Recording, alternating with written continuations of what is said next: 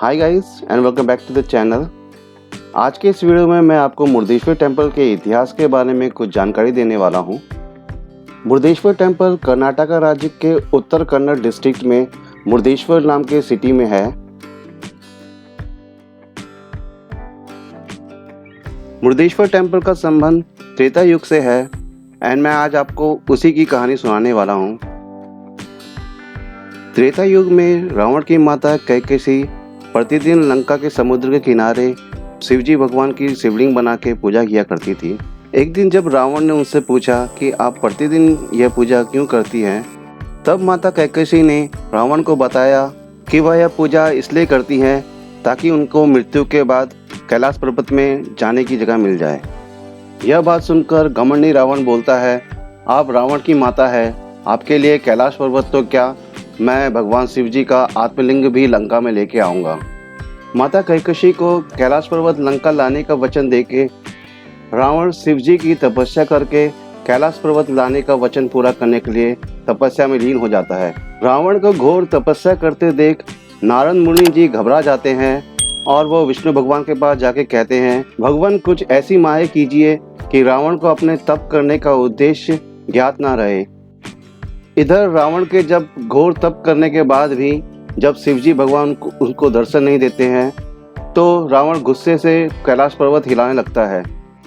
कैलाश पर्वत हिलने के कारण माता पार्वती भगवान शिव को रावण को दर्शन देने का निवेदन करती है। माता पार्वती की बात सुनकर भगवान शिव माता पार्वती के साथ रावण को दर्शन देते हैं और रावण से पूछते हैं कि उसे क्या वरदान चाहिए। यहाँ पर भगवान विष्णु की माया के कारण रावण माता पार्वती की सुंदरता पर मोहित हो जाता है और कैलाश पर्वत एवं आत्मलिंगम नाम मांगकर माता पार्वती को अपनी पत्नी के रूप में मांग लेता है। भगवान शिव रावण की बात मान जाते हैं और कहते हैं कि तुम लंका तक आगे आगे चलो और माता पार्वती तुम्हारे पीछे आएगी, परंतु अगर तुमने पीछे मुड़ के देखा तो माता पार्वती वहीं स्थापित हो जाएगी। रावण भगवान शिव की बात मान जाता है और लंका की तरफ चल पड़ता है। इस संकट का निवारण के लिए माता पार्वती अपने भाई श्री हरि विष्णु जी का आवाहन करती है और श्री हरि विष्णु जी नारद मुनि को इस संकट के निवारण के लिए भेजते हैं। नारद जी रावण से पूछते हैं कि तुम किस भयंकर और बदसूरत स्त्री को अपने साथ लेके जा रहे हो। रावण कहता है कि यह विश्व सुंदरी जगदम्बा माता पार्वती है। यह बात सुनकर नारद जी रावण पे हंसते हैं और उसे पीछे मुड़ के देखने के लिए कहते हैं। रावण जब पीछे मुड़ के देखता है तो माता पार्वती भद्रकाली माता के रूप में होती है और क्योंकि रावण ने पीछे मुड़ के अपना वचन तोड़ दिया था, इसीलिए माता पार्वती वहीं पर स्थापित हो जाती है। तब नारद जी रावण को बताते हैं कि माता पार्वती ने पाताल लोक में राजा मायासुर के घर में जन्म लिया है और उनका नाम है मंदोदरी। यह बात सुन रावण पाताल लोक पे आक्रमण करता है और मायासुर को हराकर मंदोदरी से शादी करता है। मंदोदरी से शादी करने के बाद रावण खुशी खुशी मंदोदरी को लेकर लंका जाता है। लंका में रावण की माता कैकसी रावण और मंदोदरी का स्वागत करती है और रावण से कहती है कि तुम तो कैलाश पर्वत एवं आत्मलिंग लाने वाले थे, परंतु तुम तो शादी करके आ गए। माता कैकसी रावण को कहती है कि तुमको देवताओं लोग ने अपने लक्ष्य से भ्रमित किया है, तो तुम दोबारा जाओ और इस बार अपने लक्ष्य को पूरा करके ही आना। इसके बाद रावण अपने लक्ष्य को पाने के लिए दोबारा से घोर तप चालू कर देता है, परंतु जब कठोर तप करने के बाद भी और काफ़ी समय बीतने के बाद भी भगवान शिव रावण को दर्शन नहीं देते हैं, तब रावण अपना एक एक सर काट कर शिव जी को अर्पित करने लगता है। रावण के कठोर तप के कारण आखिरकार भगवान शिव रावण पर प्रसन्न होते हैं और रावण को दर्शन देके उसे वर मांगने के लिए कहते हैं। तब रावण भगवान शिव से कैलाश पर्वत और उनका आत्मलिंग वर के रूप में मांगता है। इस पे भगवान शिव रावण को बोलते हैं कि तुम्हें कैलाश पर्वत ले जाने की कोई ज़रूरत नहीं है, मेरा आत्मलिंग ले जाके लंका में स्थापना कर दो। इस आत्मलिंग की पूजा करने के बाद तुम स्वयं ही भगवान के समान हो जाओगे।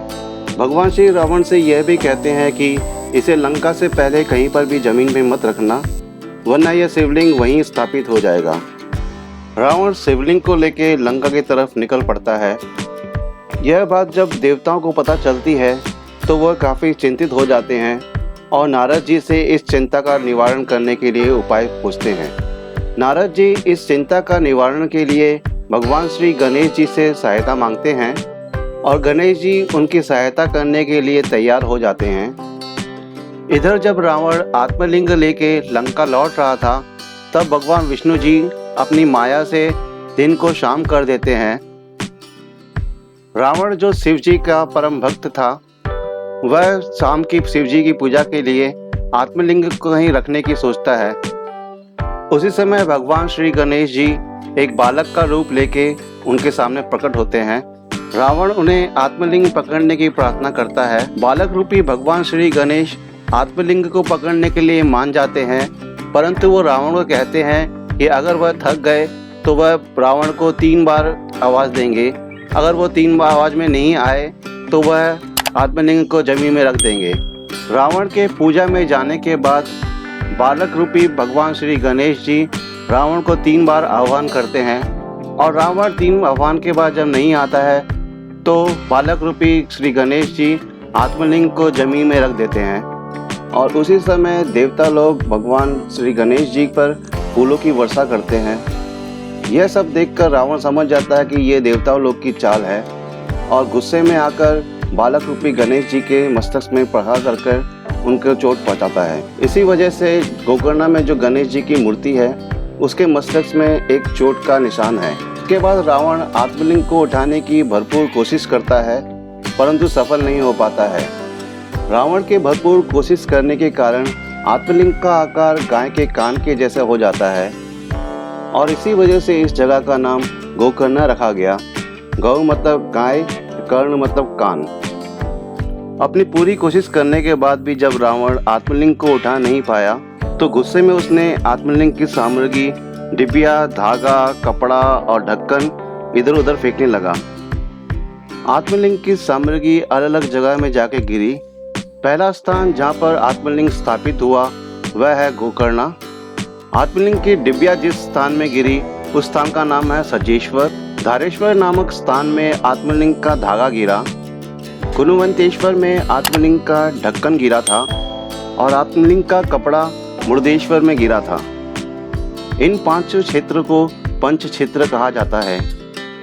सो गाइस, यही थी गोकर्ण और मुर्देश्वर की कहानी। आप भी गोकर्ण और मुर्देश्वर जरूर जाइए। आपको ये कहानी मुर्देश्वर मंदिर में भगवान शिव की मूर्ति के नीचे भू कैलाश केव में देखने और सुनने को मिल जाएगी। भू कैलाश केव की एंट्री फी बच्चों के लिए 5 रुपये है और एडल्ट्स के लिए 10 रुपये है। सो गाइस, इस वीडियो में इतना ही। आई होप कि आपको ये वीडियो पसंद आया होगा और गोकर्ण और मुर्देश्वर के बारे में काफ़ी जानकारी मिली होगी। सो गाइस, अगर आपको ये वीडियो पसंद आया है तो प्लीज़ इसे लाइक करिए, कमेंट करिए और शेयर करिए अपने फ्रेंड्स और रिलेटिव के साथ। और अगर आपने अभी तक इस चैनल को सब्सक्राइब नहीं किया है तो प्लीज़ सब्सक्राइब जरूर कर लीजिए। तो गाइस, मिलते हैं नेक्स्ट वीडियो में। तब तक के लिए bye, see you, take care and keep travelling guys.